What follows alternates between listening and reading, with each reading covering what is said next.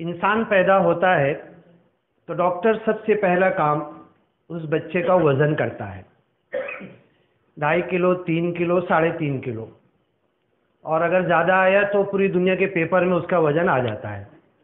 फिर जितने भी दिन, महीने, साल जिंदा रहता है और फिर जब अपने घर वालों को बाय बाय करता है तो फिर उसका वज़न करते।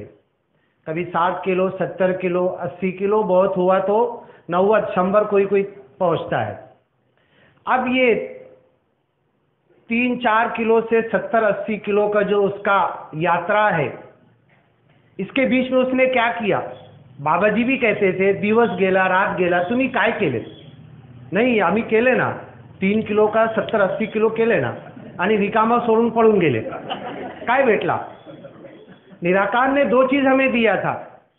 एक तो ये शरीर दिया था जिसको किलो में हमने वजन कर लिया, और एक आत्मा दी थी जिसका कोई वजन नहीं करता।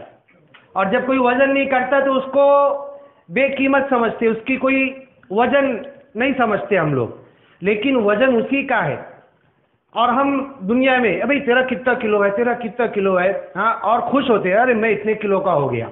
लेकिन आत्मा कितने किलो की हुई? जो अंदर आत्मा है, जो जीव जिसके जरिए हम जिंदा सांस ले रहे, उसकी कोई फिक्र नहीं करते। अब दुनिया में आने के बाद माँ बाप भी फिक्र कर रहे, इसको कौन सा दूध होना, ऊपर का डब्बे का डॉक्टर साहब लिख दो पाउडर, बकरी का, गाय का, ऊंट का, किसका, सब लाके उसको पिला रहे। माँ बाप भी सेवा कर रहे, फिक्र कर रहे, त्यांचा किलो वाढायला पाहिजे, हाँ, सब इसकी सेवा कर रहे। अब उसके बाद डॉक्टर ने बोला नहीं, तुमच्याकडे पैसा है का, तुम्ही आईसीयू मध्ये ठेवा, कांच मध्ये ठेवून द्या। हाँ, 1 हफ्ता 2 हफ्ता, हाँ, कांच के अंदर डाल दिए। लेकिन इस जीव की कोई फिक्र नहीं कर रहा कि इसके जीव को क्या चाहिए। आपको मालूम है मुस्लिम लोग जब पैदा होते हैं तो पैदा होते ही से देखो, बच्चे को अभी कुछ नहीं समझ रहा, उसके माता कौन, पिता कौन, उसका नाम क्या, माता पिता का नाम क्या। तो मुस्लिम लोग में एक रिवाज है, अल्लाह अकबर उसके कान में अजान देते हैं। पहले ही पैदा होते से उसको सच्चे मालिक का ज्ञान, समझ कुछ नहीं रहा है, लेकिन सच्चे मालिक का नाम उसके कान में डाल देते हैं। मैं आया तो माता जी से ये कहने वाला था, नमस्कारी पैसे डाल के मैं इधर आ गया, टाइम बहुत कम है, पहली प्रोग्राम लेट शुरू हुआ। मैं माता जी से यही दुआ करने की अरदास करता हूं कि सच्चे मालिक से दुआ करो कि हम दुनिया में जितने गुरु आए, जितने रसूल, नबी, पैगंबर आए, सब मानुस होते थे, लेकिन उन लोगों ने कान में लोगों की आवाज डाली। वो कान में आवाज डाल सकते थे, मन में आवाज डालना ये सच्चे मालिक का काम है। तो हम माता जी से यही दुआ करने को कहते हैं कि सच्चे मालिक से ये अरदास करो कि कान में तो आवाज डाल सकते हैं, ऐ सच्चे मालिक मन में आवाज डालना ये तेरा काम है, और ये मन में उतार दे। पण जो देवाची बात आहे ना, देवाची बात कभी मनातून निघाली का मनातून जाता है, मन से निकलती है तो मन में जाती है। बाबा जी के खानदान को शहीद किया गया, उनका खून जमीन पर गिरा, कितना जुल्म, कितना उनके साथ नाइंसाफी हुई। बाबा जी हरदेव सिंह आने के बाद क्या कहते हैं कि खून का बदला खून से लिया जाएगा, लेकिन खून लेकर नहीं, खून देकर दिया जाएगा। और पूरी दुनिया में इतना ब्लड कलेक्शन होता है, जिस दिन बाबा जी का खून जमीन पर गिरा था, इतना ब्लड कलेक्शन दुनिया की कोई संस्था करके दिखाती नहीं है। मोहम्मद पैगंबर सच्चे मालिक का नाम लेने के लिए लोगों को बुलाए, पहाड़ पे खड़े हो गए, सच्चे मालिक की तरफ आ जाओ, पूरे मक्का वाले जमा हो गए। ये तो 1 नंबर का आदमी, इसने तो कभी झूठ नहीं बोला, 100 किलो सोना भी रख के जाओ, जितने दिन के बाद आओ वैसे ही वापस करता है, सच्चा आदमी है। मोहम्मद पैगंबर ने पूछा, मुझे कैसा मानते हो, आप तो 1 नंबर के सच्चे आदमी है। उन्होंने कहा, डोंगर पे खड़ा हूं, इधर भी देख रहा हूं, इधर भी देख रहा हूं, इधर से कुछ लोग तलवार लेके आ रहे तुमको मारने के लिए, मेरी बात सही मानोगे? लोगों ने कहा, आपने कभी झूठ नहीं बोला। मोहम्मद पैगंबर ने बोला, इससे बड़ी सच्ची बात बताऊं, इससे बड़ा ज्ञान तुम्हें दूं, जिस ज्ञान को लेने के बाद तुम्हें मुक्ति मिल जाएगी, आपके माँ बाप को, सबको मुक्ति मिल जाएगी, उस मुक्ति की बात करूं। मैं सच्चा हूं, मैं अच्छा हूं, 1 नंबर का इंसान मानते हो, कहा कि बताओ। आपने कहा, ला इलाहा इल्लल्लाह, एक मालिक को छोड़कर कोई खुदा नहीं है। एक सच्चे मालिक को छोड़ के दुनिया का कोई पैदा करने वाला, चलाने वाला, मृत्यु देने वाला, पालनहार, परवरदिगार, निर्गुण निराकार नहीं है। चचा ने पहला पत्थर उठाया और मोहम्मद पैगंबर को मारा। ये फालतू काम के लिए जमा किया था। आज भी अगर हम इस दुनिया में ज्ञान की बात के लिए जाएं तो बोले देखो रिकामटे लोग आ गए। ज्ञान की बात के लिए रिजर्वेशन बना के दिल्ली जाने की बात करें, कहीं और समागम में, सत्संग में जाने की बात करें, बोले इनको तो कोई और काम ही नहीं है। यही तो सच्चा काम है जिसके लिए दुनिया के हर धर्म गुरु आए और लोगों को बुलाए। तो मोहम्मद पैगंबर को फिर जब चचा ने पहला पत्थर मारा तो बोलो कितने पत्थर गांव वाले छोड़ेंगे क्या? आपके जूते में खून भर गए। तो मोहम्मद पैगंबर ने भी वही जवाब दिया जो बाबा जी ने जवाब दिया था कि खून का बदला खून से नहीं लिया जाएगा। मैं तुम्हारे जूते को खून से भरने नहीं देना चाहता, मैं तुम्हें मुक्ति की तरफ बुलाना चाहता हूं। 3-4 दिन पहले की बात है कि सलमान जी महात्मा तुम बहुत इधर उधर जाते हो, विचार देते हो, मुक्ति के ऊपर भी तुमने बोला है, जरा ये बताओ, हमने तो ज्ञान ले लिया है, अब मुक्ति के रास्ते पर आ गए, अब जो मन में आए करो, क्या हम मुक्ति हमें मिल जाएगी?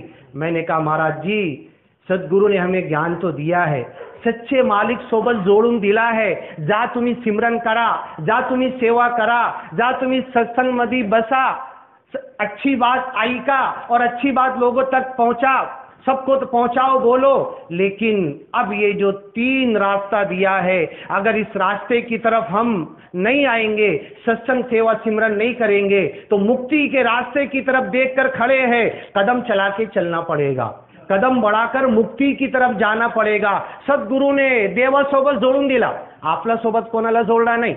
जा तुम्ही भक्ती करा, जा तुम्ही सिमरन करा, जा तुम्ही सेवा करा। लेकिन अगर मैं ये सोचूं, मैं तो ज्ञानी, मैं तो सच्चे मालिक का ज्ञान ले लिया और मेरे दिल के अंदर घमंड, गुरूर, तकब्बुर आ जाए, अब मैं तो जन्नत में जाने वाला, अब तो मुक्ति के रास्ते पर आ गया, तो मुक्ति का रास्ता मुझे समझ में आएगा। लेकिन अगर सत्संग सेवा सिमरन नहीं कर रहा तो मैं पीछे की तरफ जाऊंगा। रास्ता तो सामने दिख रहा, मुक्ति के रास्ते पर तो खड़ा हूं, अगर जो काम मुझे दिया गया उसकी तरफ नहीं आऊंगा तो मैं पीछे की तरफ जाऊंगा, और पीछे जब नर्क में जाकर गिरूंगा तो लाबिसीन फीहा अहकाबा, उस जहन्नम की आग में एक जन्म के बाद दूसरी जन्म रोज जीऊंगा, रोज मरूंगा, मुझे ज्ञान के बाद भी मुक्ति नहीं मिलने वाली। क्या माता जी, ज्ञान ले लिया, क्या फ्री हो गया? ज्ञान लेने के बाद अब मुझे कुछ करना नहीं है। जिस दिन मैंने ज्ञान लिया उस दिन से काम चालू हुआ, बाबा जी ने काम दिया है। अब ये ज्ञान मैं अपने घर में, अपने बाजू में, शेजारी में, गांव वालों को, बाजू गांव वालों को, बाजू कंट्री वालों को, माता सुदीक्षा जी पूरी दुनिया में विमान के थ्रू जा रहे हैं। माता सुदीक्षा जी का जो फैमिली है, जो खानदान है, पैसा कम है उनके पास, क्या चीज की कमी है? अगर बिजनेस में लगाते तो 1 नंबर के बिजनेसमैन दुनिया के बन जाते। इस ज्ञान के लिए अपने जीवन को, अपने सब चीज को और अपने किलो का वजन बढ़ाने के लिए नहीं, अपने किलो का वजन, अपने बदन का, शरीर का वजन बढ़ाने के लिए इन्होंने नहीं सोचा। इस ज्ञान के लिए, माता जी थोड़ा टाइम हो रहा है, हाँ, इस ज्ञान के लिए चलते ही चले गए। जब मैंने न्यूज़ पढ़ा कि माता सुदीक्षा जी जर्मनी में मस्जिद के अंदर गए और मस्जिद के अंदर जाकर जब विचार खेवला माता सुदीक्षा जी ने, तो जर्मनी के मुस्लिम लोग आके बोलने लगे, माता जी तुम्हारी बात और हमारी बात में तो कुछ अंतर नहीं है। हाँ, इंडिया वाले मुस्लिम नहीं समझ सके माता सुदीक्षा जी को, और जर्मनी के मुस्लिम मस्जिद में बिठाकर माता सुदीक्षा जी का विचार सुन रहे हैं। अब ये सच्चाई का मिशन, ये सच्चाई की बात हमें इसको फैलाना है। जो खाना, जो पीना, जो कुछ हमारी किस्मत में लिखा है वो मिलकर रहेगा। ये शरीर का वजन जितना बढ़कर रहेगा, मैं आत्मा की फिक्र करूं, आत्मा के पीछे भागूं, आत्मा को बनाने की फिक्र करूं। जिस दिन मैं अपनी आत्मा को और लोगों की आत्मा को जहन्नम की आग से मुक्त करने के लिए मैं अपने कदम को आगे बढ़ाऊंगा, तो मैं भी मुक्ति की तरफ जाऊंगा और लोगों को भी मुक्ति का रास्ता दिखाऊंगा। बस सच्चे मालिक से यही दुआ करते हैं, यही अरदास करते हैं कि सच्चे मालिक तेरा ज्ञान हमें तो हो गया है, तुझे हमने मान लिया है, लेकिन अब इस दुनिया तक इस सच्चाई को पहुंचाना है और ये कठिन रास्ता है। हर साधु संत जिसने सच्चे मालिक की बात की उसे दुख दिया गया, तकलीफ दी गई, तकलीफ के रास्ते पर उसे डाला गया। ऐ सच्चे मालिक, हम इतना दुख तकलीफ नहीं उठा सकते। रब्बना ला तुहम्मिलना मा ला ताक़त लना भी, इस ज्ञान को लेकर आगे तो बढ़ना है, लेकिन हमारे अंदर इसकी शक्ति नहीं है। लोगों के जूते खून में भरे है, हमें अपने जूते खून में भरने की शक्ति नहीं है, हमें इस ज्ञान को लेकर आगे बढ़ना है। बस यही दुआ करते हैं कि एक दिन वो आने वाला है। केंद्र एक महात्मा उकनी में आए हुए थे दिल्ली से, वो कह रहे थे कि बाबा हरदेव सिंह और राजमाता जी और माता सविंदर जी जब तीनों कुर्सी पर बैठते थे, बड़ा मोटा समागम चल रहा था। 8 साल की एक बच्ची आई और आकर कहने लगी, बाबा जी जरा इधर देखो। 8 साल की बच्ची, माता जी जरा इधर देखो, और कहने लगी, सच्चे मालिक की कसम, ये सच्चा ज्ञान हर कच्चे और पक्के घर में जाएगा। और यही बात मोहम्मद पैगंबर बोले थे 1400 साल पहले, हर कच्चे और पक्के घर में सच्चे मालिक का ज्ञान जाएगा। मैंने कितने घर में पहुंचाया, मैंने कितने घर में इस ज्ञान को पहुंचाने की कोशिश की। मैं तो ले लिया, मैं अपनी मुक्ति बना लिया, लेकिन लोगों की मुक्ति के लिए मैंने कितना किया। बस यही विचार करने लगे तो हमें दुनिया का सब सुख मिल जाएगा। बड़े प्यार से कहना, जय निरंकार।